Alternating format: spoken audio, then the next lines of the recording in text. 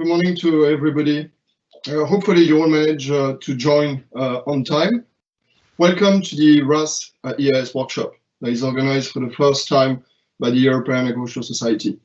So the aim of the event is to bring together key figures from the science and the industry to present the latest knowledge on the recirculation aquaculture system, discuss challenges, but also share experience on RAS for different species. So as you know, recirculation technologies have been improving a lot over recent times, and they offer fantastic opportunities for farming a broad range of aquatic species from all over the world. But also we can farm them in a controlled manner and to supply year-round production. So there are many key benefits from the systems, which include, of course, reduced water usage or improve management of waste and discharge and biosecurity. However, many gaps in knowledge remain to optimize the use of these systems. So the RAS EAS takes a different approach than the usual scientific sessions that we usually run at the EAS annual event. Each RAS EAS event is organized around panel discussion on specific challenges on recirculation, with several sub-sessions based on interactive discussion and audience participation. So the panels are composed of experts from both industry and academia, and we're planning to make the RAS EAS a regular event organized by EAS, with the next one planned for Rimini in 2022. Okay, so today is the first RAS EAS workshop, and it's entitled Creating an Optimum Environment, and it includes 3 sessions. The first one will focus on disinfection strategies using RAS. The session will be moderated by Jaap from the Institute of Marine Science in Elat. An introduction will be given by Chris Good from the Conservation Farm Freshwater Institute in the USA. Then we move on to the second session on RAS monitoring and autonomy. And this session will be moderated by Øyvind Felling-Jensen from NOFIMA, with an introduction from Bard Sketstad from Scale AQ. And finally, the third session, we will discuss interactions between fish and RAS environment. And the session will be moderated by Daniel Turner from BIM in Ireland, and with an introduction given by Jelena Kolarevich from NOFIMA. So the 2 morning sessions will last 1.5 hours each, and you're going to have a 30 minutes break in between, and the afternoon session will run 2.5 hours. In each sessions, we have 4 panelists from all over Europe, from both industry and academia, and you're going to meet them soon as they introduce themselves. So I'd like to thank you all the participants for attending the event today. The success of the event really is based on the level of interaction. So please feel free to ask questions, use the chat function, but also challenge our panelists. And I'd like to thank also all the session moderators, presenters, and panelists for contributing to the event.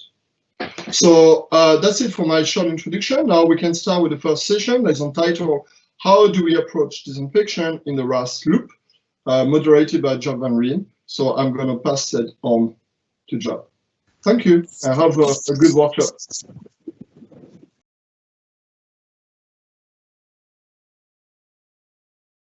In the RAS loop. And by now, because of all those difficulties, you know who I am. My name is Jaap van Rijn. I'm your moderator in this session. And I'm a professor at the Faculty of Agriculture of the Hebrew University in Jerusalem. Over the years, much of my research has been dealing with water quality in recirculating aquaculture systems, with special interest in anaerobic digestion, anaerobic processes, and lately also breakdown of off-flavor compounds in recirculating systems.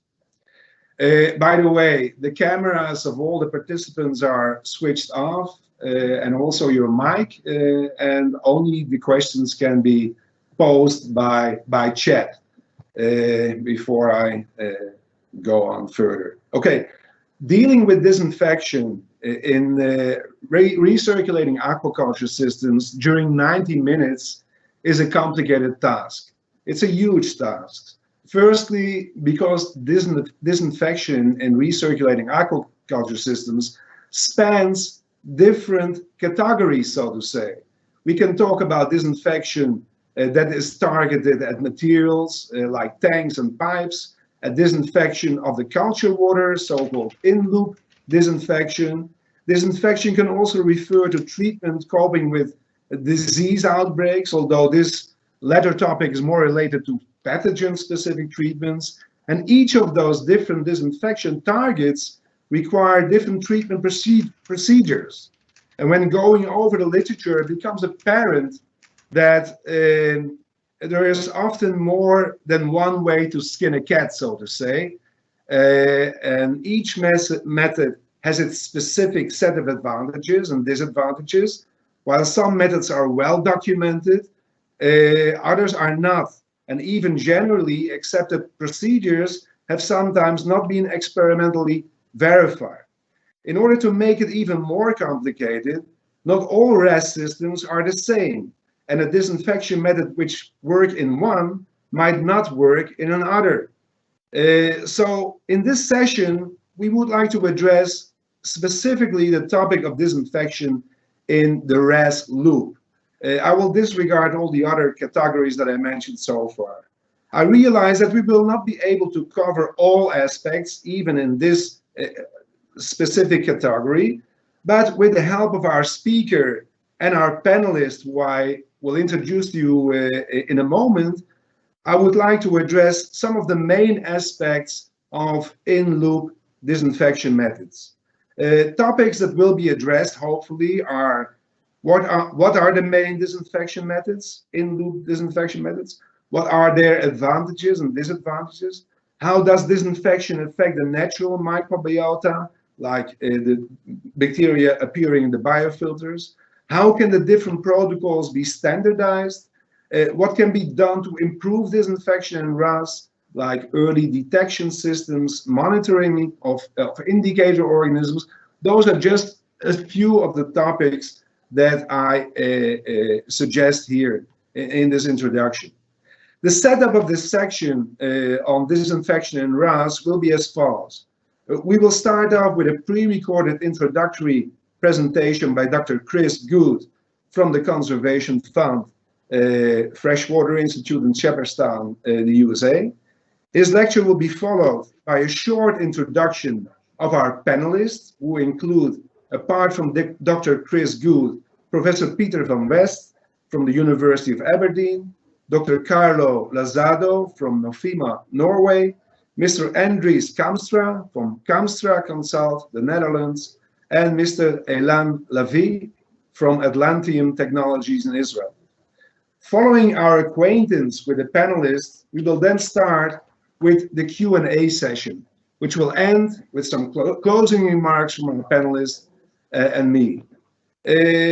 All this we have to do in 90 minutes, so we really are short in time. So without further ado, I would now like to introduce to you Dr. Chris Good. Dr. Good is the director of the Aquatic Veterinary Research and at the Conservation Fund Freshwater Institute in Shepherdstown. Chris is a certified aquatic veterinarian with a PhD in aquatic epidemiology from the University of Guelph, Canada. He's a diplomate of the American College of Veterinary Preventive Medicine. His research focuses on improving the sustainability of the aquaculture industry through enhanced health and welfare of farmed fish, with emphasis on Atlantic salmon grown to market size in land-based, close-contained, water recirculating facilities. So as I said before, this is a pre-recorded recording of Chris. Questions can be posed in the Q&A session that we will have later on. Questions related to Chris's talk. So please go ahead.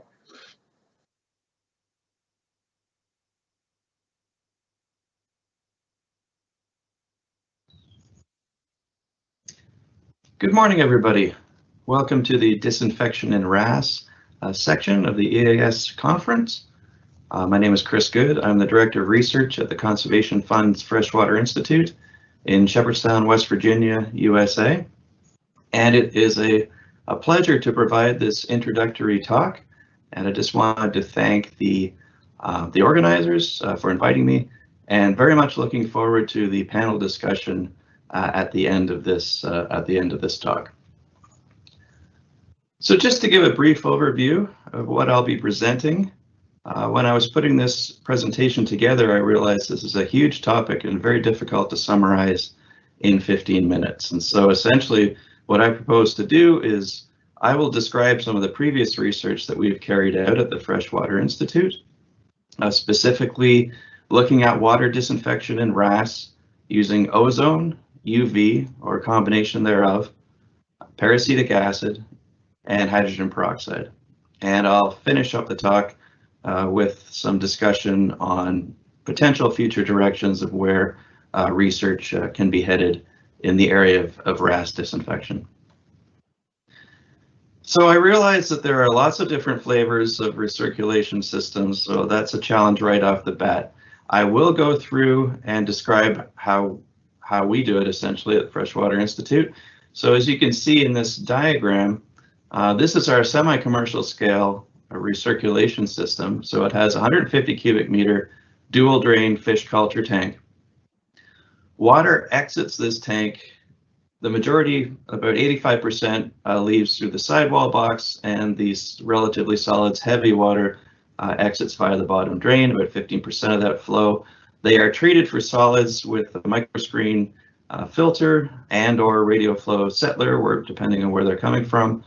And then that clean water is pumped through a fluidized sand biofilter, and then it moves over and cascades down through an air stripper, which removes CO2, and enters a low head oxygenator. And that is where we add pure oxygen, and then it returns to the culture tank supersaturated with oxygen. So where do we apply disinfection? Well, we typically in the past have done it this way. The oxygen feed gas in the low head oxygenator, a portion of that runs through an ozone generator. So we're able to produce ozone, and there's a relative contact time in the LHO sump, usually about a minute and a half or so, where the ozone interacts with the RAS water.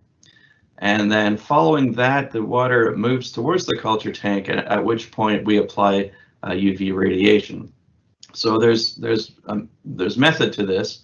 It's because essentially ozone is able to reduce the particle counts, in which case there's less shielding for bacteria to be protected against UV. So UV is far more effective after the use of ozone. And there's an added benefit too, that UV destroys the ozone residual prior to entering the tank. And so you can have a relatively high amount of ozone without any fear that the ozone residual will enter the tank and cause damage to the fish. This is typically how we've done it in the past. And there's plenty of research that is publicly available online, papers going back, I think, to the late 90s or mid 2000s, where this was tested under the direction of my predecessor, Dr. Stephen Sommerfeld. So a lot of this is available online. I wanted to just basically give a case study here of how this was carried out and some of the results that were produced through this research. As you can see here, this was a study looking at ozone alone, and then ozone in combination with UV, with varying doses of ozone. And as you can see, there's before ozone and after ozone counts, and after UV counts. So these are total heterotrophic plate counts.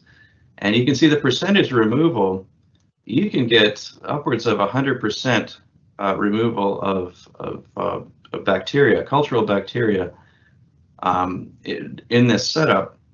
So this really kind of serves as a case study of what the potential for this sort of setup can be. I realize that there's a lot of different variables that can influence this: the ozone dose, the contact time, the amount of power that the UV provides, the water itself, the characteristics of the water.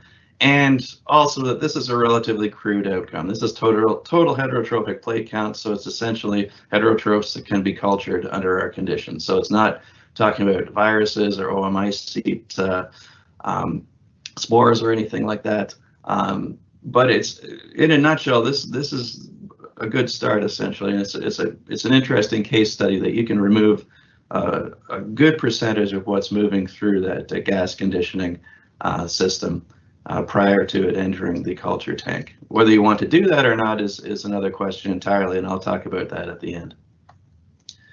I'll move on now to some of the research that we've carried out in our 6 recirculation system. So this is essentially the same design as that semi-commercial system, but it's been reduced so that we can have replicated research. And this is all contained in the same building. And these tanks are about 5.5 cubic meters in size relative to that larger 150 cubic meter tank. So our first study, this was the first one one of the first ones when I arrived at the Freshwater Institute. We looked at ozonation with, so we had 3 of the RAS with ozone and 3 without. And our ORP set point for the generator was 250 millivolts. So essentially we had all 6 RAS run at a very low exchange, so 0.26% exchange and a very high feed loading rate. You can see 4.1 kilograms of feed per day per cubic meter of makeup flow per day. So relatively high feed loading, as you can see, and this is typical of when we apply ozone to RAS water.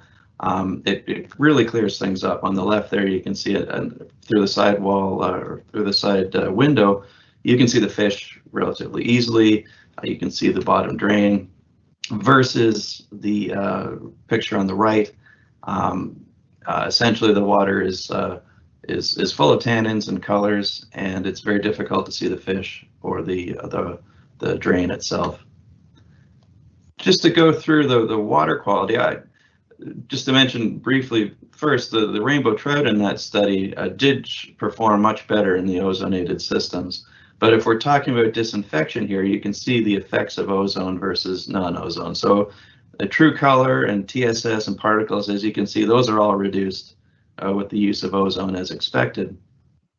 And in terms of heterotrophic bacteria, there was a 3 log reduction just with ozone alone. That's without UV. Obviously, UV would really knock that back further. So that was an interesting result right there, that you can really, just with ozone alone, you can bring those background bacteria levels down significantly. So moving on from ozone, we became very interested in parasitic acid. This is known as ozone in a bottle, and it's essentially acetic acid and hydrogen peroxide mixed together under pressure to produce parasitic acid in water. A lot of this research has been pioneered in Denmark. As you can see here, Doctors Lars Flemming Petersen and Niels Henrik Henriksen. Essentially, they were very interested in finding a water disinfectant that could replace formalin because formalin was being phased out as a human carcinogen. And parasitic acid has shown a lot of promise in these Danish recirculation systems. I believe it needs to be tailored to the individual water quality of the the systems that it's actually applied to. But I think farmers in general are quite happy with this. So we were very interested in assessing parasitic acid, not only for disinfection purposes, but also to see if it has the same effects as ozone when applied in our 6 recirculation systems. And so we had 3 of these 6 RAS operating with semi-continuous parasitic acid dosing. And again, these systems were all operated on a relatively tight recirculation flow, so 99% recycle on a flow basis.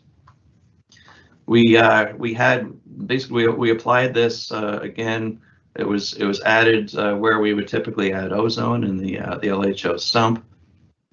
So we had basically barrels of parasitic acid, and they were pumped into the LHO sumps using peristaltic pumps. You can see just in terms of performance, there really wasn't much of a difference between rainbow trout growth in PAA versus non-PAA studies. But looking more along the lines of disinfection, when we're comparing this with ozone, there wasn't any statistical differences in heterotrophic or total coliform bacteria counts in this study. So, and among other things, it really didn't seem to serve as a replacement for ozone in RAS. But nonetheless, I think this might have a lot to do with how it's applied and the dosages that were applied. So this was relatively low dose PAA in order to not affect biofiltration. But speaking of biofiltration, we were very interested in looking at post-vaccination studies, application of parasitic acid, because in the Atlantic salmon industry, at least, post-vaccination tends to be a time when they are under significant stress and they become vulnerable to opportunistic pathogens like saprolignia species of oomycetes. So we created 12 experimental scale RAS, and we filled these with Atlantic salmon par. We conducted intracelomic vaccination of all of the fish, and then for 6 weeks we followed these, and we had several low doses of parasitic acid. We wanted to monitor not just the incidence of post-vaccination saproligniasis, but also the effects on biofiltration, because really that's the key in disinfection and RAS. Obviously, you want to apply something that's going to reduce morbidity and mortality without destroying the biofiltration capacity of your system. So we actually did see a significant difference in survival. Those that did not receive parasitic acid had lower survival, but as you can see on the y-axis there, survival was still fairly good. We didn't achieve a post-vaccination outbreak in the controls like what we were expecting, but nonetheless there was a statistically significant better survival in all three parasitic acid treatment groups. And in terms of biofiltration, it really at those levels and at that PAA application regimen, we didn't notice any difference in tan removal efficiency among the experimental scale biofilters. So that is promising. We did do some saprolignia counts in the water. Unfortunately, the data were corrupted, so I'm not going to present those here. But in terms of visible saproligniasis, so we did an inventory of all the fish at the end of this project, and there was a significant sparing factor when parasitic acid was used. So as the dosage went up with parasitic acid, the incidence of visible saproligniasis went down, and that was statistically significant. So that was a very interesting result, and I think that shows that daily application of parasitic acid would certainly help in this situation to reduce the incidence of saproligniasis in juvenile Atlantic salmon. The final study I will bring up here before the concluding remarks is that we tend to see saproligniasis most commonly actually in the fry stage. When the fish are very young, 0.5 gram to 1 gram, they tend to be at the bottom of the tank. They tend to get feed fines in their gills, and that tends to act as a substrate for saprolignia growth. So we wanted to see how daily applications of hydrogen peroxide or parasitic acid might help during this vulnerable period with survival. And so once they hit 0.5 gram, we carried out a study where they were stressed every day. So they were slightly overfed, 120% overfed, and we basically handled the fish every day through netting the majority of fish above the water for 15 seconds. So vulnerable life stage, add some stress, and then we applied hydrogen peroxide or parasitic acid on a daily basis at fairly low levels versus a control that received just deionized water. As you can see here, at these doses and at that treatment regime, we had statistically significant better survival with those that were treated with hydrogen peroxide at 15 milligrams per liter versus those with parasitic acid. Now, parasitic acid did have a higher survival, but it wasn't statistically significant compared to the controls. So we are planning on repeating this study looking at different doses of parasitic acid, because I anticipate that those doses that we were applying were relatively low. But again, this underlines the idea that we need basic research on this topic. We need to play around with different dosages and different treatment regimes of culture water in order to determine any benefits for morbidity and mortality in fish stocks. So just to finish up here, some final thoughts and future directions. I realize that's a very brief talk, but I'm really looking forward to this panel discussion. So the things I wanted to mention here at the end: enclosed containment RAS with effective biosecurity. Is regular disinfection even necessary? When we use groundwater at our facility, and it's an enclosed building. We only have SPF eggs enter in. So really, if you've got effective biosecurity, you're keeping out those obligate pathogens, and you really only have to worry about opportunistic pathogens. We typically do not regularly disinfect our RAS when we're raising Atlantic salmon to market size. So is it really necessary? I would actually anticipate that it probably will be. I think opportunistic pathogens or emerging pathogens will get to the point where, under these culture conditions, they will become problematic, and effective biosecurity might not necessarily, it might not necessarily prevent pathogens from becoming a problem. So I think long term, this is probably something to consider. But as for now, we don't tend to need regular disinfection. But just food for thought there. Second point, if RAS disinfection is carried out, how much is too much? I showed that one slide where we had 100% reduction of heterotrophic bacteria.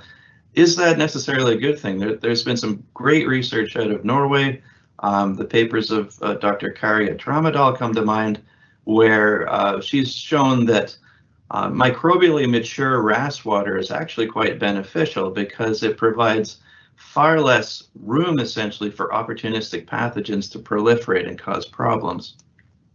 So there's a sort of a biosecurity benefit to having a nice, thick, mature, microbially mature RAS water. So how much is too much? It's again, food for thought. If RAS disinfection is carried out, what, where, and how? What is the best approach? There just isn't an industry standard yet. What therapeutics or water disinfectants should be used, where they should be applied, and how often, at what dosage, and how will these prevent infections or mortality in fish without harming the RAS system itself? And finally, is blanket disinfection the best approach, or might there be other approaches, more targeted approaches? And bacteriophages come to mind, or other types of phages. Is this an approach that should be considered long term? So I guess with that, I'd like to conclude my talk, and looking forward to receiving questions and being on this great panel to discuss RAS disinfection. So thank you very much.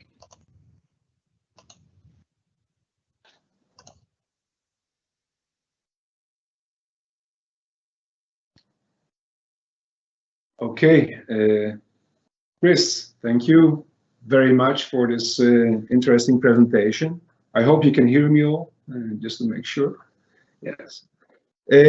Like I said before, I will skip the question stage, the chat stage. This can be done later if you want, following Chris's presentation.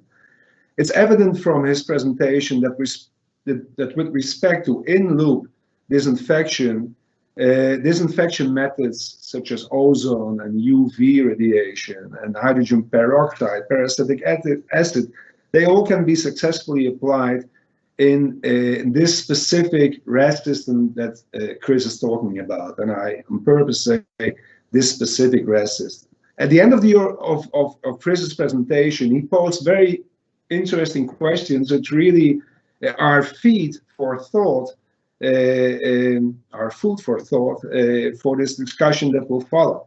Questions such as, is regular disinfection necessary at all in a biosecured operated RAS system? What is the correct treatment intensity and dosage of disinfection when it's carried out? And should the microbial community be kept intact and not harmed? Where should disinfection be applied in the RAS system? And I would add also, how do we evaluate the disinfection effect?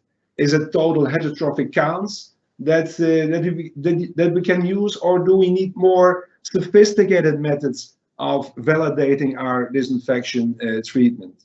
And finally, as Chris mentioned, are there alternatives to common chemical disinfection methods, such as phage treatment that Chris mentioned? So he posed here very interesting questions at the end of his interesting talk, and I think that we definitely have some things to talk about in a second. But before we go into the Q&A session, I would like to shortly introduce to you the panelists. As a matter of fact, I would like them to introduce themselves. And also, I hope that they can shortly also give their take on disinfection from their perspective. It all has to be done in a short manner because we are already a little bit late, and I think we have to devote most of our time right now to the Q&A question, and the panelists also will get a chance, of course, during the Q&A session to express their thoughts. So let's start off with Professor Pieter van West, if it's okay with you, then with Dr. Carlo Lazado, then Mr. Andries Kamstra, and then Mr. Aran Lavi. So in that order, please, panelists, thank you for joining us. Introduce yourself. Pieter. Yes, can you hear me? Yes. Okay, good. So I'm Pieter van West. I'm working at the University of Aberdeen, and we've been working for the past 15 years on saprolignia. So I'm not really a RAS expert, not the system itself, but I work more on the biology of the pathogen. And we also work on other oomycetes that are important for the aquaculture industry. So we work from what I call hardcore biochemistry all the way till epidemiology and how to control the disease. Okay. Yes, good morning, everyone. I am Carlo Lazado. I am a research scientist at the Fish Health Department of NOFIMA in Oslo, Norway. So I did my PhD in Norway and my postdoc at the Technical University of Denmark and in Israel. So these experiences gave me an overview about recirculating aquaculture systems. So my research focused is on the effects of different disinfection strategies on fish health, particularly on the mucosal health of fish.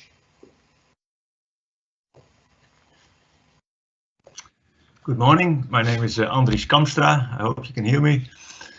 I'm working at the moment as an independent consultant, advising RAS farms mainly. I've been working on the design of RAS farms most of my life. First as a researcher at Wageningen University. Then I've been managing a fish farm and hatcheries for many years. So I know the RAS systems inside and out, but mainly from a practical point of view. And then maybe that's also different from other people. I started my career in eel farming, and that's a very interesting species in the sense that you work with wild material, you bring in a lot of diseases. So people have been trying to do a lot of work on disinfection, especially in farming this species. So that's very different from salmon farming, where biosecurity at the start is already on a very, very high level compared to other industries and other species.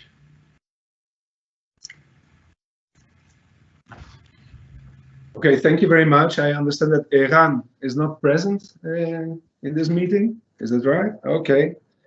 So let's start off with some questions, specific questions to our panelists in order to get a question and answer session going, so to say. And I would like to start off with a very general question, and whoever of the panelists wants to answer this is welcome to do so. And it really is a continuation of Dr. Goods' lecture, in which he said his first point was, is disinfection, constant disinfection in a recirculating aquaculture system that is biosecured, is it necessary after all? Or should it be done intermittently?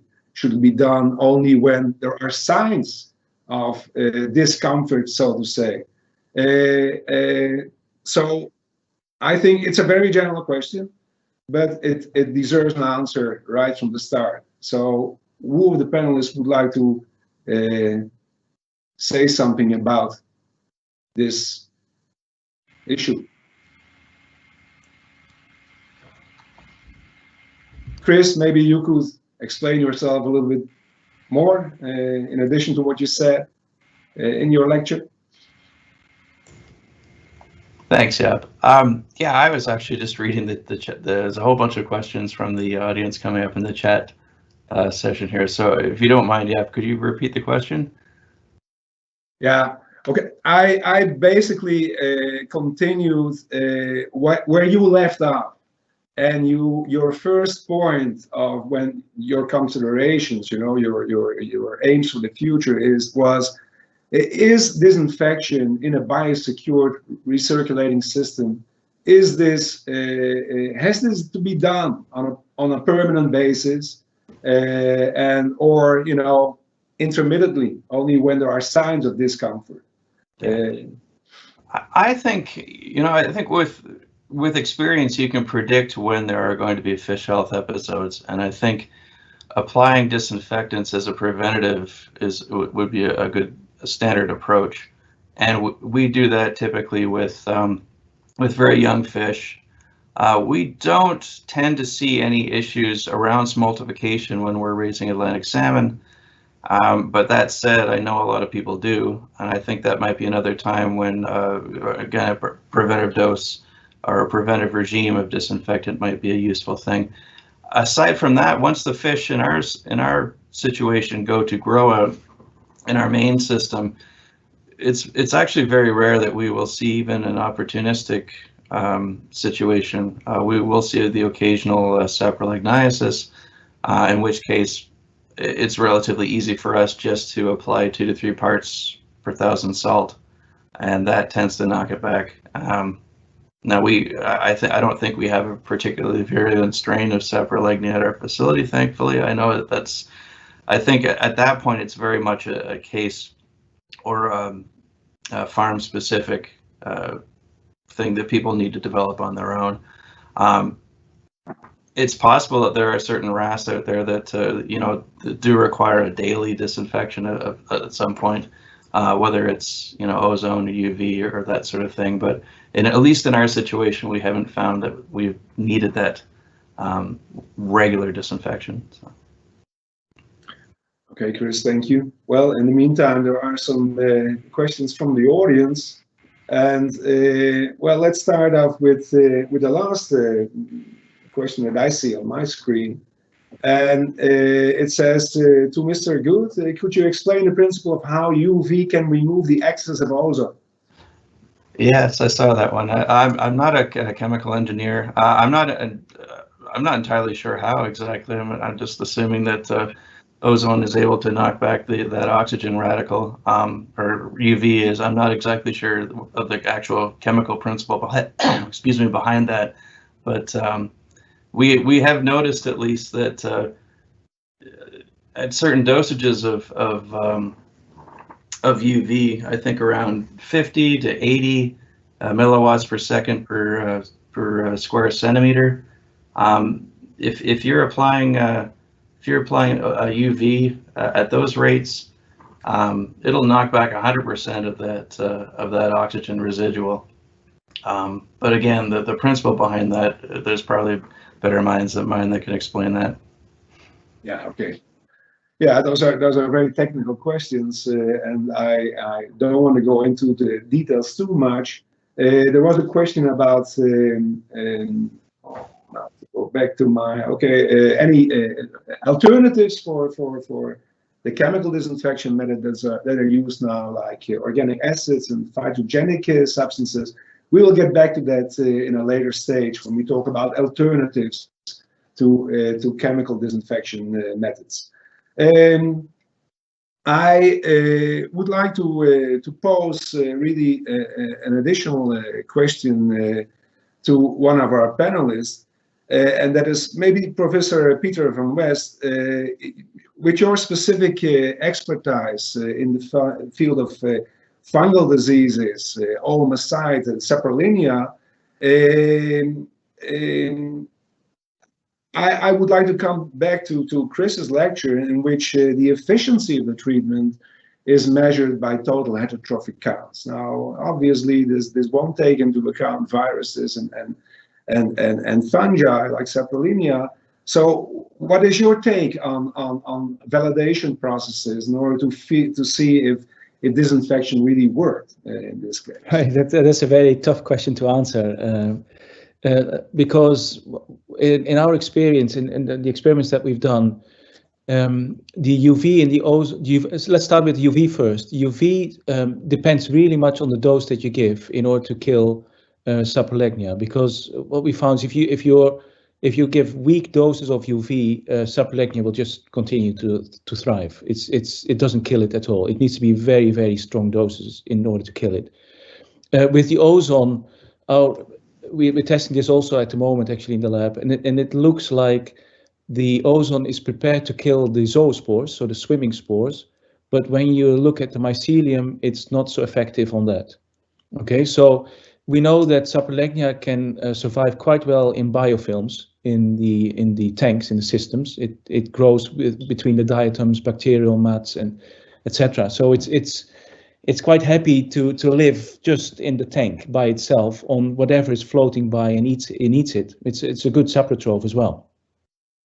So if you try to get rid of it completely, 100% in your system, it's not going to happen. Okay, there will always be saprolegnia in your system, and so the best way of managing it is what Chris already said. I think is when you probably want to have a constant small amount of disinfection taking place from the start. And if you have specific outbreaks, you mentioned 2 to 3 ppt salt. I know that some farmers use a little bit more than that as a standard. I personally, I'm not an expert on the RAS systems itself, and Andries probably is much better to answer those type of questions. But I don't know if the salt itself will have an effect on your bacterial microbiota. That must have an effect as well. So I think there's pros and cons of adding salt, but in terms of saprolegnia, it seems to be a very good way of reducing the impact if you just add a little bit of salt, if you can, as an alternative to all the things that Chris mentioned in his talk. So basically, to summarize, saprolegnia is always going to be there. We have to live with it. The best way is to keep your fish happy. If they're not stressed, it's very likely that they don't get saprolegnia. Thank you, Pieter. Well, thanks for your answer and for your last sentence, which really is a very important one, right? Keep the fish happy so you won't have to use disinfectants. Although we know by now that they're not always happy, right? I basically come back to another question that was posed by the audience. And in Norway, there is a problem with non-pathogenic viruses that are present in the system, but they might mutate to pathogenic forms. Because of this, the person in the audience asks whether disinfection is necessary in order to avoid this mutation. But if you disinfect again, you affect the natural microbiota in the filter and the biofilter maturity. So what to do? This is the basic question that he poses. It's again a matter of how much do you disinfect and how much do you risk the natural biota to be affected. Maybe Carlo, you could give us some insight from your perspective. Yeah. So at least, yeah, from my perspective as a fish health scientist, so I always look at this as a preventive approach, disinfection. So we don't want things to happen in order for us to be reactive. So it should always be a proactive approach. So for me, we should develop a disinfection system that will prevent the proliferation of pathogen, but at the same time, it should not be able to influence the health of the fish. So when we're looking into disinfection, we should look at it that we should have a balance between our the pathogen that we're able to kill them, and at the same time the health of the fish. So I totally understand the question posed by one of the participants with regards to some non-pathogenic viruses that they may be able to mutate and become pathogenic if we don't have a disinfection system in place. So from my end, a proactive approach and a preventive strategy is my way of looking at the importance of disinfection, of routine disinfection. Yes, thank you. Another question that was posed over here is, well, it has to do with a pathogenic outbreak, and that basically is more disease control, I would say. The question is, how would you handle the situation when you have a pathogenic outbreak in a grow-out system, which is supposed to turn on constant production, you know, a disease outbreak? That's really not in the field of disinfection. That's disease treatment, and then you have to ask yourself, you know, what kind of pathogen is there, what causes disease, and how do you cope with that? So that's really beyond the scope of this panel this morning.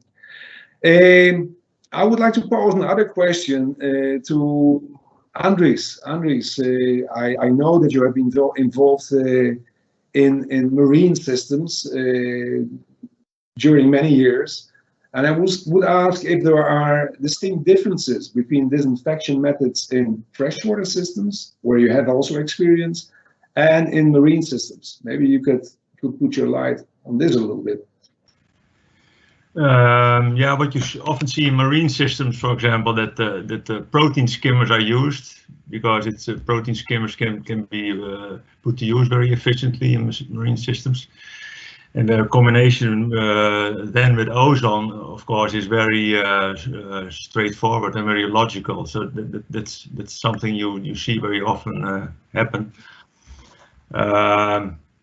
Yeah. I don't think for the rest there's not so many fundamental differences between freshwater and seawater systems.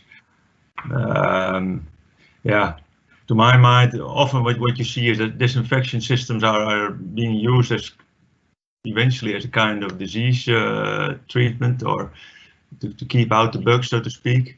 But that's really something, and that's also something I would like to stress, that from day zero when you build a farm, you have to look into disinfection of your intake water.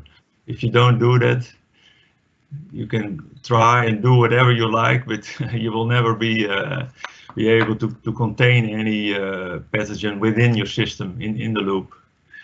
So that's I can only stress that a lot, that apart from intake water, also the biological material, the eggs, broodstock you take in, you have to do a very good and thorough job in making sure that you have a very high health status with the material you bring in. You can never remedy that with disinfection systems in the loop. And that's in my experience also, once you have something within your system, it's extremely difficult to get rid of it. Mm-hmm. And that's especially in on-growing systems, it's not possible just to shut down the system and take out all the fish. It's way too expensive. But in hatcheries, you really have to I think operate them in a batch system, if possible, and design them in a way that you can, after a few charges, you can stop the system, clean it. And I think that's a very good practice to do that. And then you can really see also effects on fish performance if you do that. Yeah, thank you, Andries. So basically you say there are not so many differences between fresh and seawater systems. Ozonation might be affecting the water in a different manner because of the composition of seawater than in freshwater. But the main advantage, or what one of the advantages of seawater, that you can use foam fractionators in a very efficient manner, and this might also be combined then with ozonation that might solve this problem. Okay, let me see. I don't see any questions right now from the audience. I want to put up something new. Dr. Good and Dr. Lazado, our panelists, that they published recently the results of a survey on disinfection protocols for materials and equipment in recirculating systems. Now, we are not talking here about materials and equipment, but still, I think that by hearing some of your main conclusions, I mean, if you could give us some of your main conclusions from the study, there will also be things that are relevant to in-loop disinfection. And I'm referring here mainly to the absence of standardization among the Norwegian and American companies that you survey, and some other differences that might also be relevant to disinfection in loop in the recirculating system. So please, either Chris or Carlo, could you summarize a little your survey result? You want to take that one, Carlo? No, I just want to point out that we actually conducted a two-part survey. So the first publication was on materials and methods. We actually have a survey as well on in-loop disinfection. So we haven't yet published that one. So one of the, some of the salient points from the surveys that we conducted, or the idea behind the survey itself, is that in order for us to really have a picture of what's going on at the moment, because the developments in RAS, at least in salmon farming, is quite impressive and quite fast, and we want to learn what's actually the current knowledge that we have with regards to disinfection, because we already have knowledge that we don't have standardized methods on disinfection. So the survey itself had proven that indeed, within the context of Norwegian aquaculture and North American aquaculture, there were no standardized methods of disinfection with regards to materials and methods, as well as system disinfection. So one of the interesting points that we have identified there is that when there we don't have a system disinfection when there is a biosecurity breach in the system.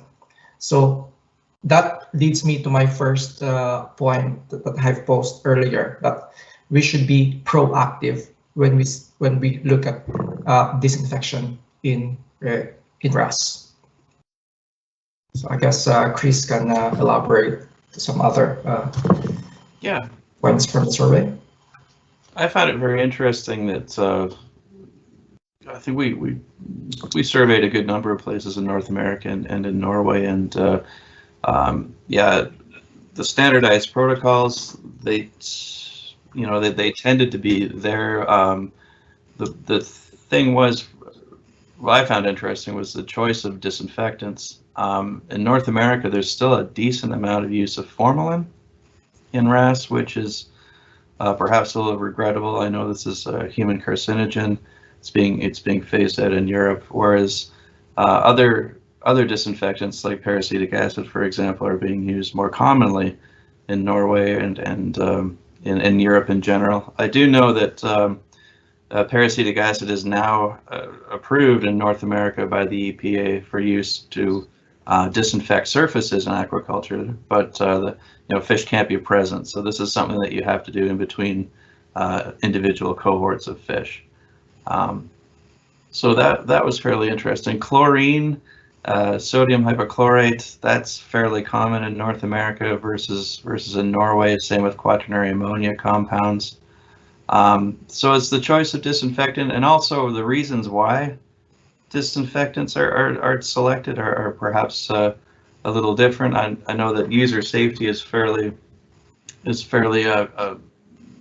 a strong consideration, but I think really across the board it's efficacy against pathogens, regardless of where you're operating. That seemed to be the number one consideration is the selection of a disinfectant. So there are some very interesting findings in those surveys, and it was interesting to compare and contrast. But as Carlo said, it is very interesting that this really highlighted the fact that there's really no standardized industry protocol or considerations for the choice of disinfectant or how to apply it. There really isn't anything standardized yet. So I think this is a good step towards developing such things. Yeah, thank you, Chris. Obviously there is still a great need for standardization of disinfection methods. That was obvious from your studies. I wasn't aware of the second study, sorry, bad moderator. I only read your article, your survey of the equipment and material disinfection. That was interesting as it was. There are several more questions from the audience, and one of the questions is where to disinfect, and in particular where to disinfect in order to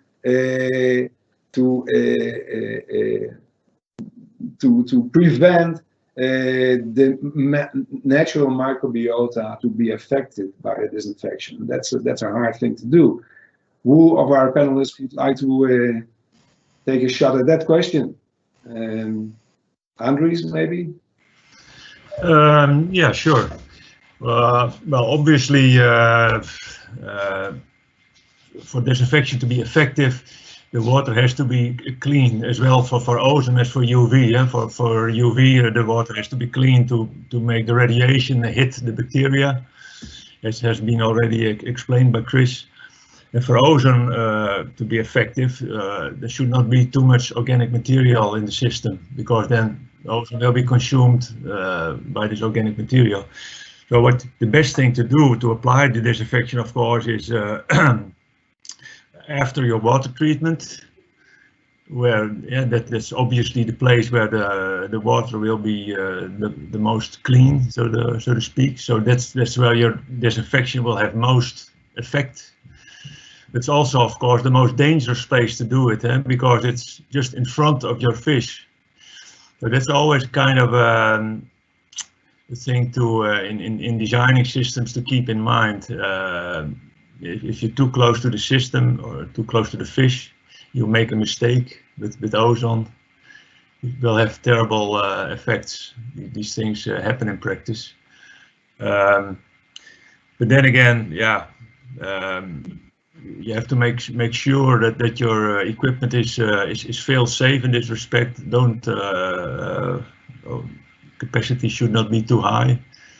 But then again, the best thing to do is just after the water treatment, where your water quality is the best, so to speak. And then you will have most effect of your disinfection. You can use the lowest dosages. Yeah. Thank you, Andries.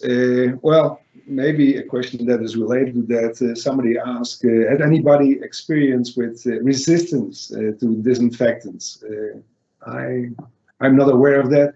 I don't know if any of the panelists knows about any, RAS systems where they have to increase the dose of disinfectants in order to maintain to be effective as far as.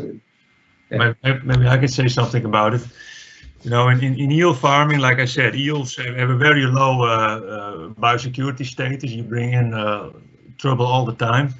And formalin used to be a very popular thing to apply there. And what you can see in eel farming, that at some stage the dosages had to be increased to be effective.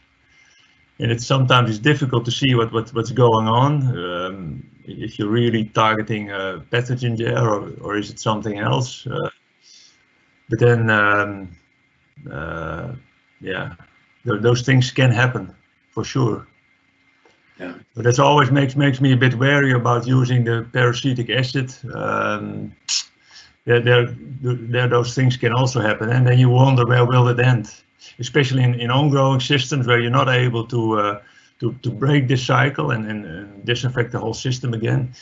You have to maintain these systems for many years, and then it's you really have to think about these things, about building up resistance. It's something. Yeah.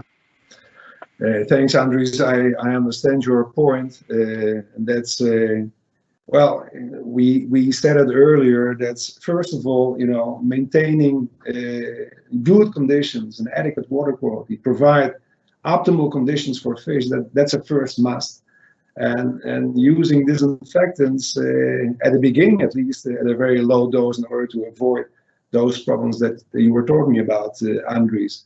There is another question from the audience that again has to do with the microbial community. Chris raised a central question: how do we measure the effect of disinfection? I think it's very important to distinguish between treatment of water versus disinfection of the system. I understand that this is the equipment. We now have a few assays to assess microbial water quality. Any comments or ideas on how to evaluate what's happening inside a biofilter? Well, if I may, what's happening inside the biofilter, that's first of all looking at the activity of the biofilter, what you want from the biofilter, and that's in most cases oxidation of ammonia to nitrate. So as soon as you see that the oxidation of ammonia hampers, then there is a problem probably because of the disinfectant you use. Other than that, either if one of the panel members wants to refer to this question, I really don't know, how else you would like to determine the deterioration of the biofilter as a result of disinfection carried out.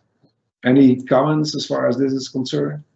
Yeah, I think that's a frontier. I mean, we, as you mentioned, we always assess the effect on the biofilter just by proxy, by essentially seeing how well it's doing what it should be. What we haven't looked at the microbiomes, which would be, I think, relatively easy to do these days.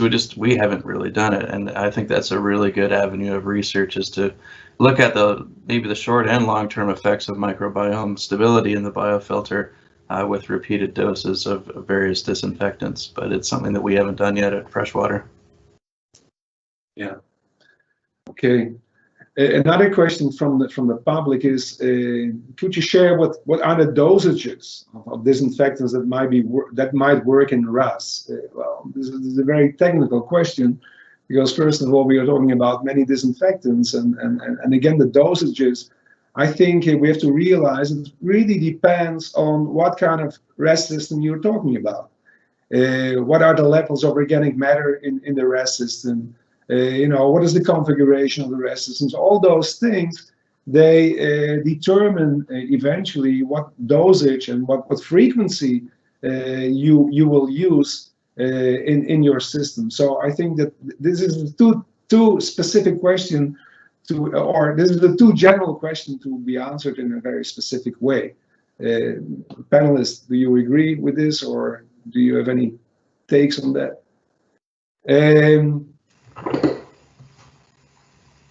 Okay, another question that's let me see now. Something about an aquaponic system. Is chemical disinfection necessary in a closed aquaponic system? Any ideas from the panel on this? This, of course, in a closed aquaponic system, it's a very fragile system as far as the susceptibility of the organisms are concerned. I think that plants or any kind of any kind of thing you grow in this aquaponics system is even more susceptible to disinfectants than the fish are. So I would say in aquaponic systems you have to be very careful with that disinfectant dose and where you place it, and that's my take on it. Okay. Okay, I understand that Aran, Lavi, our fifth panelist, is in the audience. He could not get in. Like I said before, I think it's a problem of us here in Israel. I couldn't get in either. So, Aran, I understand your problem. And if you want to reply on one of the on some of the questions that you hear live, then you can always do this by chat. Okay, I would like to go to another topic, and that's standardization of disinfection methods. How would one go about standardization? Would it be to carry out additional surveys? Would it be by setting up a committee that goes over those questions? Chris, maybe do you have something to say here based on your experience with the survey? Yeah, honestly, I think there's only so much you can do in terms of standardizing a disinfection protocol. I think beyond the basics, you really need to address the individual constraints or challenges of the individual RAS or the facility that you're trying to apply disinfectants to. Just getting back to something like parasitic acid and its use in Danish farms, I do know that water quality characteristics between these farms are quite different, and it's for something like parasitic acid, it's not quite as robust as say formalin, where formalin's it works in so many different situations. Farmers have had to tailor their approach to using parasitic acid based on their own situation, and that's it probably has something to do with their source water, but also the way it's operated, the basic flavor of the RAS itself. So I think I do think that there's sort of a baseline standardization that could be developed, sort of an outline or an itemized list of certain things that you need to consider, but beyond that, it becomes more of a practical application, and that needs to be decided between farms, farmer by farmer. Yeah, I understand. Well, maybe I go on with the same topic, but in a different kind of different aspect, and that's a question from the audience that talks about validation processes. Talks about the fact that heterotrophic plate counts not always capture all the pathogens that are present in the culture water. And the question here is if there are more effective alternative technologies in order to validate the disinfection treatment. Peter, yes, so I can answer that question. So one way of doing it is to do a meta-barcoding sequencing approach. So basically you take, before your treatment, after your treatment, your biofilm and check which bacteria, pathogens, you can basically sequence the whole lot via a meta-barcoding approach. And then, you can even quantify that in a quantification way. And then you know exactly which bacteria, which oomycetes, which parasites are in your biofilms. So that's a way to do it. That's probably the best way to do it, but also most likely the most expensive way. Yeah, that indeed it's the most cumbersome way, because it's money, and it's finding the companies that are able to do it. But maybe, you know, with a rapid development of all those molecular techniques, maybe there will soon be kits available. Prices are going down all the time. So I mean, if you look at nanopore technology, that should, it's not so accurate. That's the thing with nanopore. The sequencing is not so accurate, but it gives you a very, very good flavor of what's out there at a particular time, and relatively quick. Yeah. Thank you, Pieter.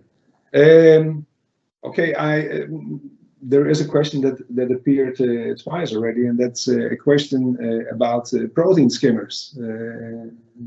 Not so much to do with disinfection, but the question is if protein skimmers in freshwater are efficient. If I read this, yeah. Andries, you have experience with protein skimmers in freshwater? Yeah, not so much in freshwater.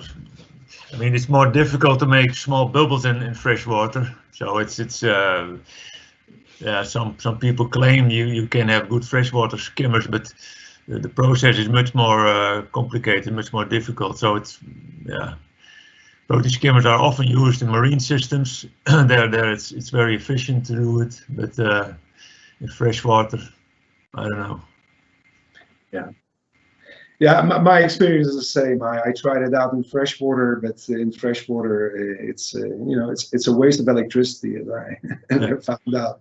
It simply doesn't work that well in freshwater. It's mainly used in marine systems. Yeah. Do you have any take? And I'm talking here about any of the panel members about you know, the RAS design in connection to disinfection. Well, you know, are there ideal RAS designs, or are there RAS designs that you say, no, that's not a way to go because you can't disinfect in those kind of systems? Any thoughts on this? How, you know, how you would design your RAS system in order to accommodate proper disinfection? Can I say something about it? Yeah.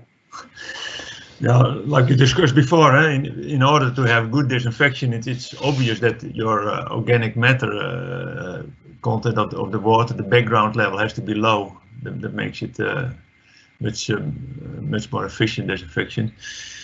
And you can imagine that some 20 years ago we saw the moving beds coming up for nitrification. And they produce a lot. They keep themselves clean by the movement, but they shed biofilm all the time. So you can imagine in those kind of systems that's something we also saw originally. You get a lot of bacteria floating in the water around.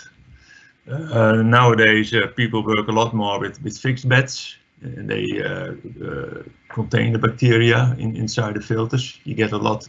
The water will become a lot clearer. You have less small particles in the water, but it's a very different way to do it. It has a very large effect on the amount of disinfection you need, obviously. Yeah, so definitely there is some sense in you know, in designing the RAS system properly, and that, yeah, like you say, Andries, first of all, removal of organic matter by any device is definitely going to improve the effect of disinfection. And again, it you know, it also depends on the fish species. It depends on many factors. Let me see. There is another question coming in. Regarding the monitoring of ozone levels in recirculating aquaculture systems, do you rely on redox probes, or do you also use dissolved ozone sensors? I don't have any experience with ozonation. Any of you who has a take on this question? Yeah. Yeah. I've worked with ozone in my farms in the past, and often, yeah, the only system available for managing ozone is the redox. It's a bit tricky because it's a very depends a lot on the water chemistry, what you're actually measuring in terms of redox. So it's not a very straightforward measurement of yeah, the amount of ozone you apply. But yeah, as Chris has shown, it's still very much the method to use, and really measuring soluble ozone in water, it's not an option, I think, to do it online. So. And also, can I add something? Yeah, sure. With regards to the available ozone sensors in the market, we have actually documented that there's actually a great variability on the sensitivity of the sensors. Okay, thank you. Another question came up, and I'm sorry that I'm switching from field to field, but that's how it goes when those questions are switching as well. Well, this is really a question for me. Are there any findings regarding disinfection effects on a denitrifying filter? If not, could you imagine what would be important?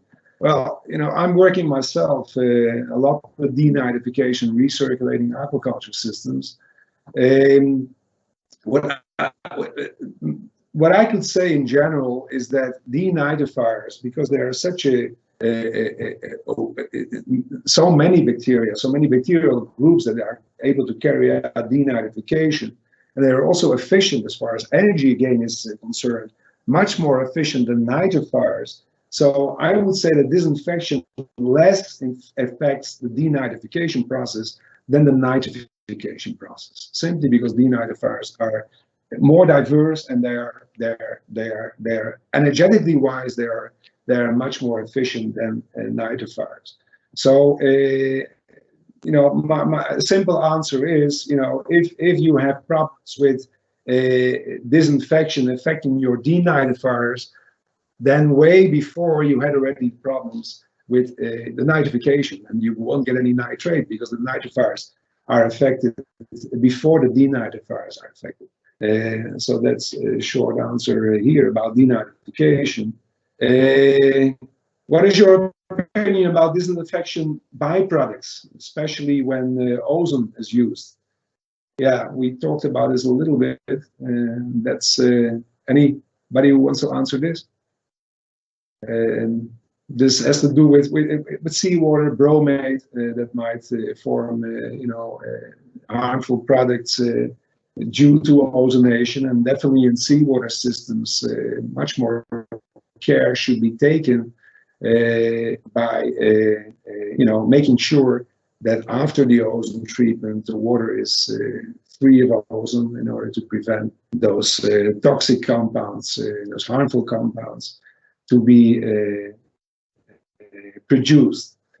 Okay. Oh, this is going fast. Chris mentioned the mature water concept by Norwegian authors. How far shall we go with disinfection? Do we need to go for the close to 100% disinfection, given the high ozone levels and UV, or shall we aim for a lower disinfection? Well, yeah. Chris, this basically, again, there is a question of how much should we disinfect without affecting the natural microbiota, right?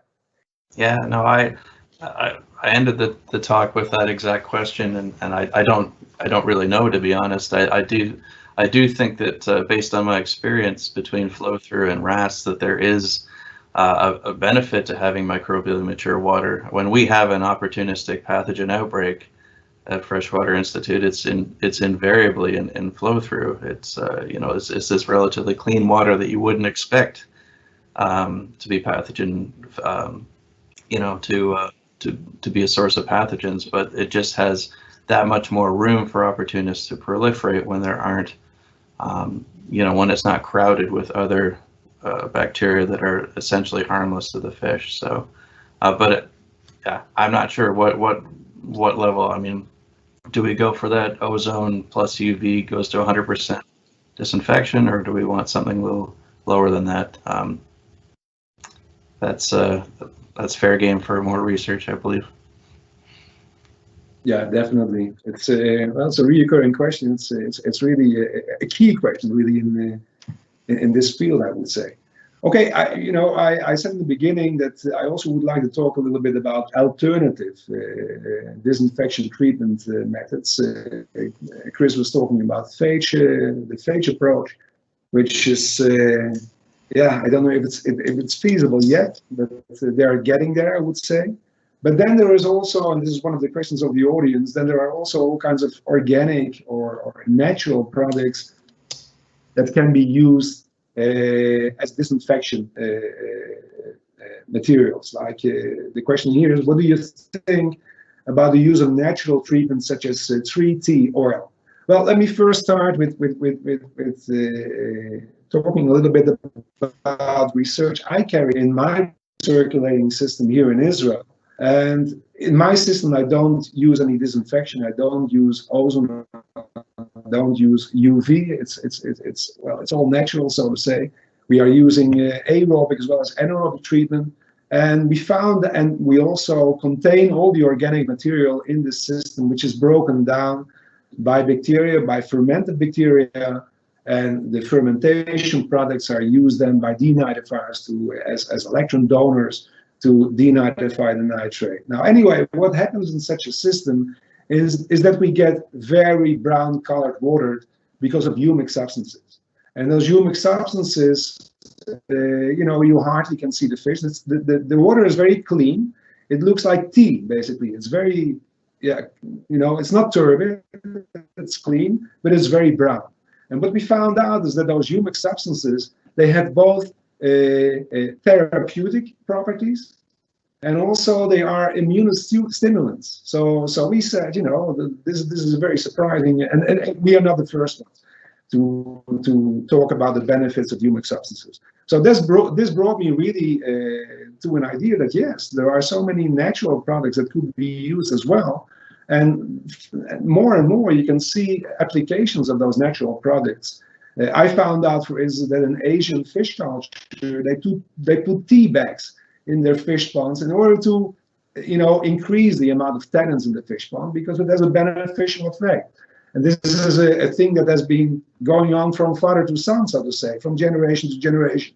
So there is definitely something to say about using natural products. And I wondered if you have some experience with those kind of approaches. Any of you panelists? No. I understand. It's a relatively new concept, and it's very hard to experimentally prove the benefit of those natural products. But looking at the literature, you still see that more and more research is going on in this field. And definitely, I think it's a very promising field, because questions such as resistance and the effect of the natural microbiota in the recirculating aquaculture systems will get, I don't want to say get solved, but those products are much less harmful than the often very strong chemical compounds, therapeutics, that we're using right now. Okay, we still have some 10 minutes left, I think. What I would like to do right now, like I said before, it's a 90-minute talk about disinfection. That is, it's very short. I'm not sure if we got to all the questions that were raised by the audience. For those questions that were not answered, I apologize. I just slipped my screen, so to say. I would like to ask the panelists to shortly sum up their impression of this online session on disinfection in loop systems. What do you conclude from what you heard so far? That's basically the question I pose. Who wants to start? Pieter, would you? Yeah, I can start. So I think the question, the topic that we discussed, which is really important, is, I think, and we highlighted already several times, is how far do you want to disinfect? I think that is going to be crucial for the future, and the research around it. How are we going to optimize the system in such a way that you do your infection preventative, but it doesn't kill your beneficial microbes? but does get rid to a certain level your pathogens and that your fish are happy to use that word again. So I think that is where we probably will focus our research on in the future. And I think in addition to that, which we haven't discussed a lot now, but early warning systems, early detection systems are probably also going to be of importance to the fish farming community, and these things need to be made cheap. And I mean, I mentioned the word meta barcoding already. That's not cheap, but we need to go into a direction that we have systems where we can quickly check what we need to do in order to prevent diseases in the farms, and how to best administer our disinfection protocols. I think that sums it up from my side. There's of course loads of angles, but I think these are the main focus points for research as I see it. Yes, thank you, Peter. Carlo. Yes, I'll just continue from Peter. It's like the point that I'm going to highlight is that on how are we going to assess disinfection. So we should not look at this mainly from a microbiological point of view, because disinfection is really quite a broad topic. And when we're talking about aquaculture and RAS, we are not only referring to biofilter. We have the fish in the system, and the fish should be given attention to. And it seems that often than not, they are being left unexplored. What are the effects of disinfection in fish? In particular, what are the long-term consequences of these disinfection strategies in fish? Very good point, Carlo. Chris, did you? Yeah, I guess my takeaway is I agree with Peter. I think that what's come up with this discussion, and I think it's crucial, is just to figure out how much disinfection is optimal. Really, do we really want, do we want sterile water? Is it possible to achieve sterile water or fully disinfected water in a RAS versus something that's a little more mature? I do think, perhaps it's a little off topic, but I do think that in RAS we are creating a novel environment for potential pathogens to evolve, whether that's actually treatment versus disinfection or not. So I guess that's what I was trying to say in my final slide, is that I think at long term, we don't tend to disinfect on a regular basis at Freshwater Institute, but I think perhaps long term at our place and elsewhere, we will have to potentially disinfect on a regular basis if we've developed the correct environment that pathogens can evolve and continue to cause problems, and something that we simply can't get rid of. There's other approaches as well, like autonomous vaccinations and or autogenous vaccinations, but yeah, so that's sort of my summing up here. Thank you, Chris. Andries. Yeah, my take-home message would be, well, I think it's important, and it's inline disinfection is important, of course, and you, as an operator, as a designer, you have to really think what you want to do with it and get out of it. But nothing beats preemptive disinfection and making sure that you really work in a closed environment in a very biosecure way. Disinfection will never solve your problems in terms of introduction of pathogens. Like I said before, once you have something inside, you have a problem. But the best thing from day zero is to make sure you really disinfect your intake water. Make sure you work with clean material to start with. And that will be my take-home message very much. Thank you, Andries, and thank you all the panel members for your concluding remarks. I would like to conclude by saying that, and I said this also in the beginning, that in-loop disinfection is only part of the total disinfection that is carried out in a recirculating system. There was also a question, one of the last questions was, what about disinfection of eggs? What about disinfection of equipment? This all should be done in a concerted action. Otherwise, you won't get any benefit out of the in-loop disinfection. It definitely Your fish have to be quarantined if they are imported from other installations. The eggs have to be disinfected. The equipment has to be disinfected in between growth cycles. All those things are very important in the overall disinfection of the system. I think that it appeared that from this session that there are more questions than answers, and I think that a survey like carried out by Chris and Carlo definitely helped in putting this whole thing on the map, so to say.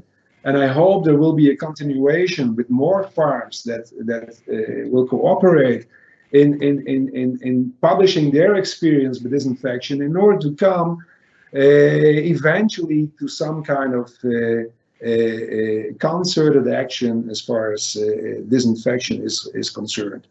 I think our time is up. I would like to thank again the panelists for their cooperation. Of course, I would like to thank you, audience, for your attendance, for your participation in this short session. Thank you for the ones that posed the questions. Again, sorry, I apologize to those for which the questions were not answered. And I would like to, of course, to thank the organizers for giving us the opportunity to present this session on disinfection. I think this is the last minute I have. I think that we have a 30 minutes break now before the next session. So stay put or have a coffee and come back within 20 minutes, I would say, in order to enjoy the next session on monitoring in recirculating aquaculture systems. So for the time being, all the best, and thank you very much. Thank you. Bye-bye. Okay, thank you to all. So I'm going to try to wrap up these 3 sessions, which is a bit challenging. I'll try to keep it short. I know it's been a long day. It's been a very interesting day for me, and I'm sure for all of us. So first, I need to thank everybody for their contribution, the attendance. It's been a great first RAS workshop, I believe. It's been very inspiring. A lot of topics have been covered. We had a total of up to 230, 240 participants during the day, which I think is really good. I found the discussion very interesting.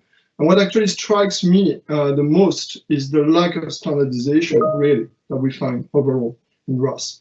Especially for, we've seen disinfection, for monitoring, for any kind of the sensing equipment they use, but also later on in the last session, as it was demonstrated. And this is due also to the range of systems that are used, because we always speak about RAS. Actually, there's many, many different types of RAS that are being used, depending on the technology that people have been selecting or how old the systems are.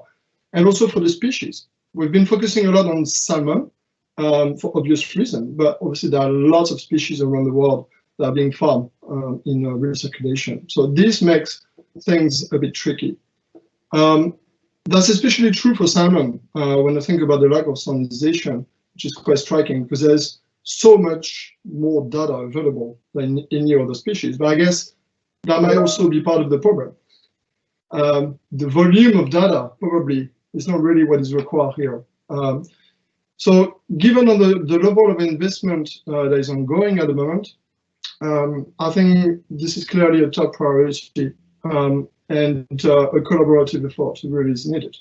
And also understanding, when I come back to the session on disinfection, understanding the effect of the disinfection on the biofilters, on the microbiota, also fish, because we cannot forget about fish. And it was really nice at the end to come back to the fish. At the end of the day, it's great to have all this fantastic technology, but it is all about farming fish. So the biology really is important. So fish immunity, for example, is really also very important. And I'm sure that we can bring this topic in the next event. So in the disinfection section, there's been a lot of interesting questions and comments that came up. One of them is, should we actually disinfect regularly? Is it required when we have a system that is biosecure? mean, that was a question that's, I think, very interesting. How do we monitor the efficiency of the disinfection? That was another one also that's important because it's traditionally done, as we've seen, through the heterotrophic counts, but obviously there's limitation to this. And how much disinfection should be done or could be done? How and importantly the fish. A little bit was said about alternatives to the usual treatments like UV, ozone, hydrogen peroxide, parasitic acids. But I think probably there's much more to be done in this topic. So there are more questions than answers as usual, but it's mainly due to the broad range of systems also and species that we are applying RAS. Importantly, as it was mentioned during the session, and I've been taking some notes on this, RAS loop disinfection is only part of the integrated disinfection protocol. So it's quite important in the RAS. So that includes also the egg disinfection, the equipment disinfection, the disinfection throughout, the biosecurity throughout. So of course, if you don't have these other elements, then probably disinfection might actually not be able to deal with the problem. The following session on data automation, acquisition, and integration was also very interesting, highlighting key questions and considerations for the future of precision farming in aquaculture. And it is clear that a lot remains to be done also. Some key thoughts that were discussed during the session include what kind of data should be collected really, why the data should be collected, and how often it should be collected. And at the end of the day, to do what? Because it was really interesting to hear the comments from the panelists that I think every farm's using RAS at the moment's got lots and lots of hard disk full of data, but that's not really useful by itself. So I think it's really interesting thinking, and the most critical point, I believe. The sensor also calibration and the data integration that remain very challenging, but they are key to collect informative data and identify also the interactions that will be promoting efficient performances. A lot of the discussion also was clearly speaking about the automation that is done mainly for tank cleaning and fish feeding, although there's still more that needs to be done for this. But what about the fish behavior and the fish welfare? There's a lot of development in open sea cages for this, but it doesn't seem to be so much yet when it comes to enclosed RAS system. And there are obviously, there's been discussion about reason why it's not so easy to monitor fish in the tanks. Overall, the lack of standardization in monitoring in the data make it very difficult to understand the multifactorial trends in a species-specific manner. This is really the big challenge here. Monitoring without safe limits or sweet spots, as we heard several times, might not be very useful. But the monitoring and the reliable data that can be used to identify the biological threshold first, then we're allowed to automate the system. So I think at some point it might be, my feeling is, a personal feeling is that we tend to kind of run before we can walk on some of these aspects. And it's a very, very big task to be taken on. Finally, there's a need for training. We've heard this many times during the day, training the new generation, but as John said, I think it's also the existing generation. All of us need to be trained to some extent.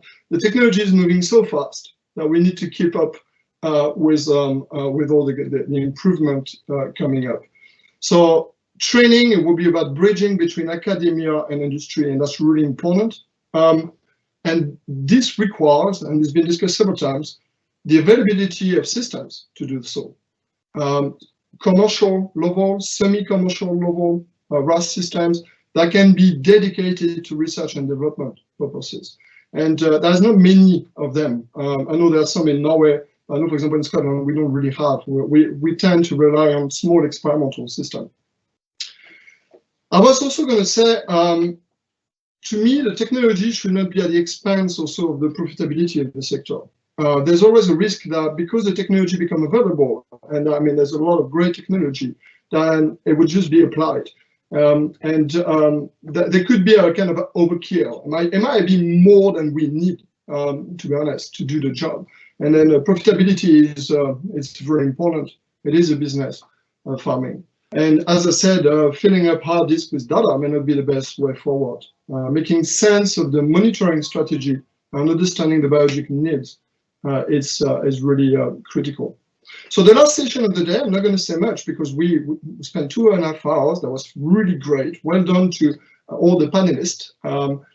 So I will just say a few words about it. And I think we all understand that the interactions in RAS are very complex, involve systems, water, feeds, chemicals, microbiota, and fish. And all of these interact between each other. So to quote John Walden from the session also, I quite like it. He said, many of us have experienced the good, the bad, but mainly the unexplained. And these unexplained are due to the complexity of these interactions, which are very difficult to simulate experimentally. So the session then focused on suspended particles, salinity, and CO2. These are among the many factors, and there's been a lot of different factors discussed. And the optimal condition for one variable will depend on the others. And I think that's what Rod said also, and it's quite very important actually to try to make sense of it. It's important for both the temporal stability of the system, but also the cutoff threshold, if you want, the sweet spot, which will be also species specific. So as it was mentioned before, the commercial-like system must be available for research, and I think that's really important. And I know that we are all convinced about this, and we need to push. Some discussion were about keeping post-smolt in seawater recirculation, and many other aspects of the RAS environment, which I'm not even going to try to wrap up. I think there was a lot and very interesting. We only said that the RAS technology is important, but so is the biology of the species that we want to farm. And I think sometimes we need to refocus a bit on, again, the biology. So overall, to finish up, a lot of questions to be answered. I think great opportunities for cross-European collaboration here between industry, academia, but also providers, and to help and support the development of farming in recirculation systems. Again, thank you to all the moderators. So Jaap, Øyvind, and Damien, you've done a great job with timekeeping and stimulating discussion. Thanks to the presenters, Chris, Bard, and Elena, who gave the latest knowledge on the topics. We also set up the scene in each session. And the panelists for the expert contribution. And I need to finish up very, very quickly. The audience also for the many question and engagement. And last but not least, the EAS staff. Don't forget Alistair and Anna in the background has been looking after us all day. And thank you very much to them. This session originally was developed with the help of Elena and Astrid Durham with me and the EAS to organize the event. So thank you very much to them. And I officially close now the event. The next RAS EAS will be in Rimini 2022. By then, we should all be able to socialize and meet face-to-face. We're all looking forward. The topics will be selected and then communicated. And to those that join the EAS event, see you tomorrow morning, start at 9 a.m. And there's also a RAS session on Wednesday morning. So thank you very much to all. It was very enjoyable.